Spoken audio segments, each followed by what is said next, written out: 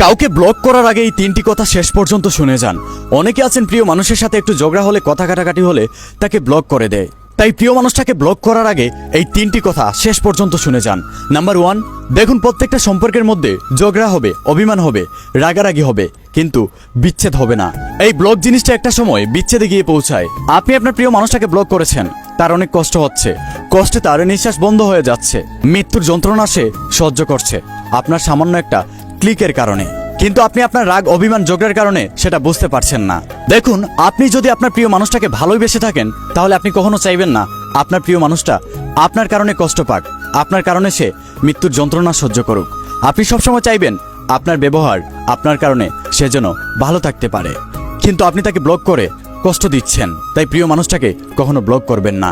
Number 2, block অপশনটা তৈরি হয়েছে বেঈমান, প্রতারক, খারাপ মানুষদের জন্য। কিন্তু আপনার প্রিয় মানুষটা তো বেঈমান, প্রতারক, খারাপ মানুষ না।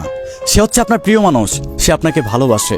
সে হয়তো না বুঝে আপনার সাথে ঝগড়া করে ফেলেছে, রাগ করে ফেলেছে, হয়তো একটা ভুল করেছে।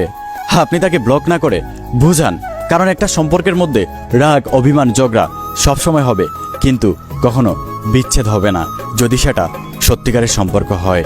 তাই প্রিয় মানুষটাকে কখনো ব্লক করবেন না, যতই রাগ, অভিমান, ঝগড়া হোক না কেন। নাম্বার 3, আমার এই কথাটা যারা কথায় কথায় প্রিয় মানুষটাকে ঝগড়া করে ব্লক করে তাদের উদ্দেশ্যে। দেখুন, আপনি হয়তো ঝগড়া করে আপনার প্রিয় মানুষটাকে ব্লক করে শান্তিতে বসে আছেন, কিন্তু আপনার এই ব্লক করাতে সে হয়তো কষ্ট পেয়ে একটা ভুল ডিসিশন নিতে পারে, নিজের শরীরের ক্ষতি করতে পারে। এবং সেটা হচ্ছে অনেক সময় আমরা দেখি একজনের প্রিয় মানুষ তাকে ব্লক করে ফেলেছে, সে স্টোরি দিচ্ছে নিজের ক্ষতি করে। আপনি একটাবার চিন্তা করেন, একটা মানুষ কতটা ভালোবাসলে আপনাকে নিজের ক্ষতি করে।